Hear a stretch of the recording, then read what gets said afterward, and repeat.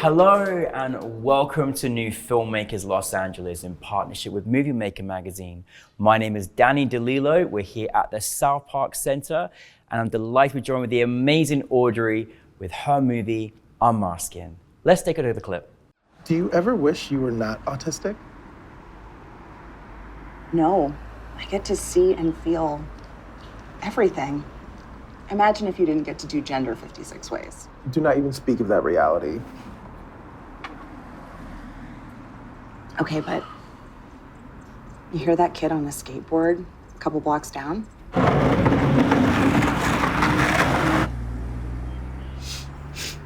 Or you smell that cigarette?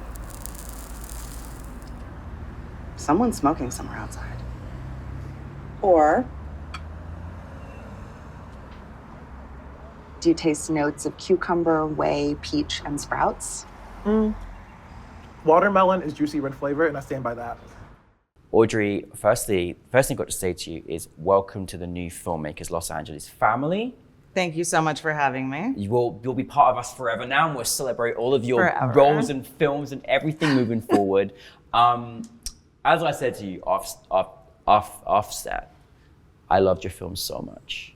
You did such a great job, and I'm so glad that you brought Unmasking to us. So thank you. Thank you so much for having our film. Of course. For those that haven't seen your film, tell us a little bit about it.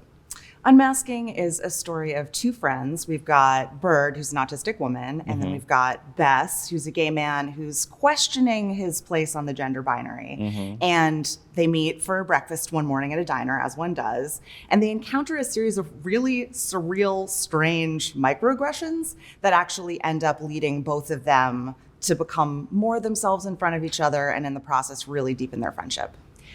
I fell in love with these characters. Like, I actually didn't want the film to end. I was like, just leave me at this table with them once they're getting this with this kind of crazy person trying to give them a whole watermelon. But anyways, where did the idea, Aubree, come for this story? Where did it unfold?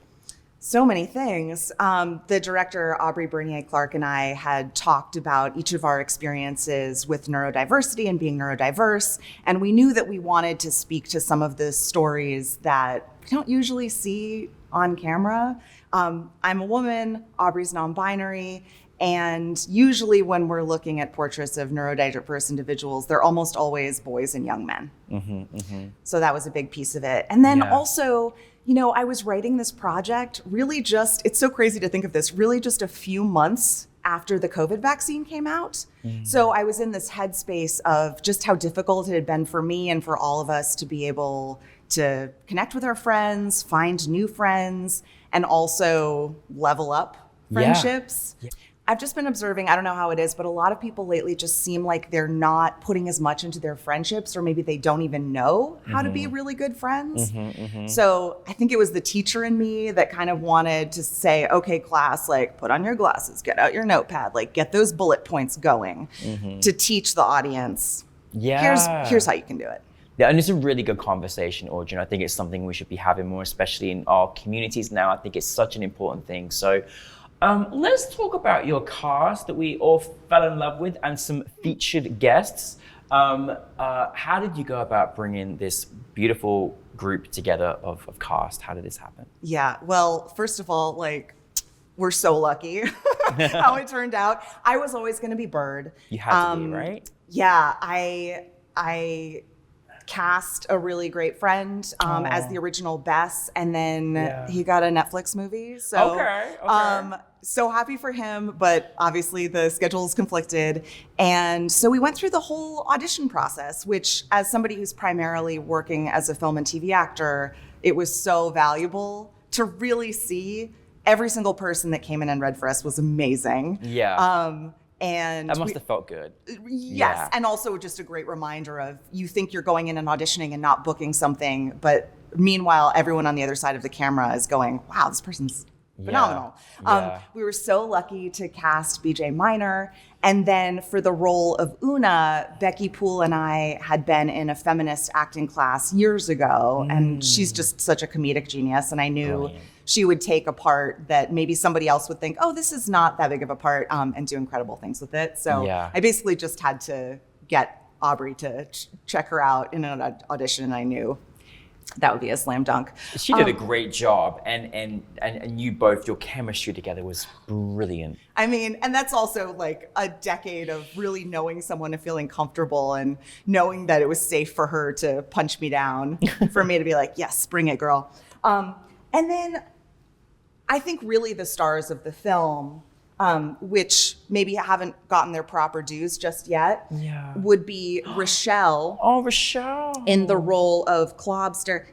Clobster, I love. And Clippy in the role of Bobster. Oh, Bobster. I love it so much. Excuse me, Danny, why is this interview not just about me? Oh, he's got an accent as well.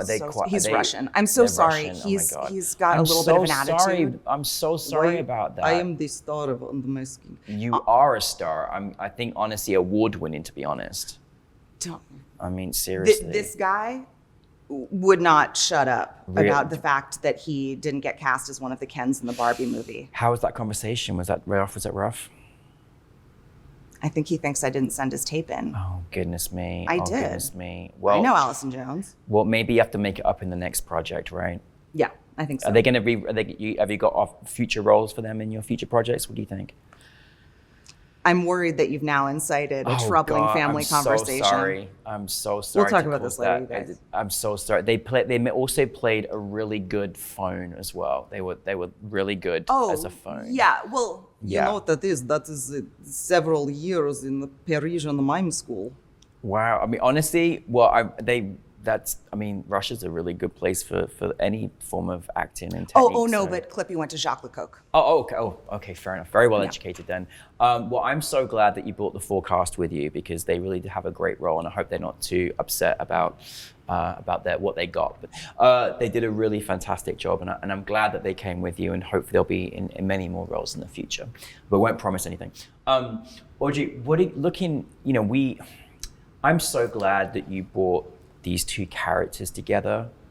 It was very moving actually, because I think the spectrum of being queer between masculinity and femininity is such a tough one. I certainly had that challenge myself. And then also this incredible person which you played, we don't really see enough, particularly, females also, that are, on the spectrum, and it's also different through different lenses and experiences. Mm-hmm. You just did such a great job, both of you, in tackling subjects and stories that we don't see enough of. And how was that for you in your experience playing this role?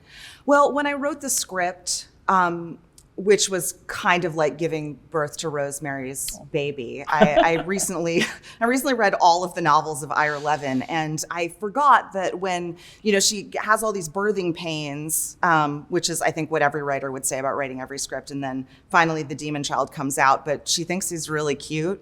So that's my experience of creating the script. But I knew that I really, really wanted to have my autistic character and my queer non-binary character have a really great friend. Yeah. Because that's also something that we often don't see. And I think that's part of what you're reacting to is having new representation of each of those identities, but also seeing both in a light and a space where they're both fully loved, fully supported. They don't fully understand each other, but they take the time to listen. Yes, and they see each other, They see each other. Which was so amazing. That the scene under the table, I just thought, oh my goodness, I'm so glad they're friends and how they found each other. Yeah. Go ahead, sorry. It was wild for me to play the role because it's a part that's very close to my heart because I am speaking to some of my experiences, but also because as an actor, I so often play like tough lady cop, doctor, lawyer types, evil tech billionaire CEO types. Yeah. So to drop in to that really vulnerable space and let myself be seen was exciting on a personal level and a professional level. Yeah, because you're a sensitive soul too, and you also can't cut a watermelon without a knife. That was very mean, that whole thing. But No, I thought your dynamic together, your chemistry together was like magical. It was like such a beautiful friendship. What have you mostly learned from this project, Aubree, looking back on it? As an artist, whenever you attempt anything important, you are going to feel torrential shame. You are going to feel it while you're working by yourself, just hallucinating wildly and putting things on the page. You're going to feel it when you show your work to someone else. You're going to feel it when then it becomes this entity that's separate from you and starts actually going out into the world. There's something profoundly humiliating about that, interestingly enough. Everyone always thinks, oh, such great glory. Unmasking premiered at the American Pavilion at Cannes, and everyone acted like, oh, this must feel amazing. And it can feel really rough, actually. And I think the big lesson that I've got from working on this project over these last few years is just because you feel that shame doesn't mean you should stop. Yes. Because when you actually have the experience of putting something out there and taking that risk, and then you get to talk to audience members who you don't even know, who come up and want to hug you and talk about the project, it's worth it. Yeah. So yes. my advice to anyone working on any part of filmmaking is just assume that you're going to feel this way and just keep going. That's such good advice, honestly, because I think we're all thinking it's just going to be this electrifying experience, Right. and we're all like, I feel so many feelings right now, and so I'm glad that you acknowledge that, because we don't hear that enough. We are so excited to have your film with us tomorrow. Thank you so much for bringing your film to us, because it needs to be on the big screen. We all need to see it and bring it to our audience and community.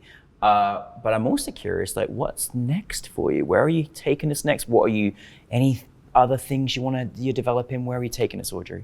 Well, as a performer, get me back on set. It's Yes. my favorite place in the whole world. So I don't like to drop log lines of projects I haven't finished writing, but I will say that I went to high school and the second half of college in Palo Alto, California, and I have a lot of beef with Silicon Valley, Yes. especially with what's going on with AI to unleash onto the screen. I'm ready for your beef, okay? Yeah. We're ready for your beef. So- That's amazing. Well, listen, we're excited for tomorrow for you. We're really excited for you. In the next project, keep bringing back to us, because we'll love to see all of your work. But we're so grateful to have you part of our film festival. So thank you so much, Aubree, for being here. Thank you so much. Thank you, Aubree, everybody.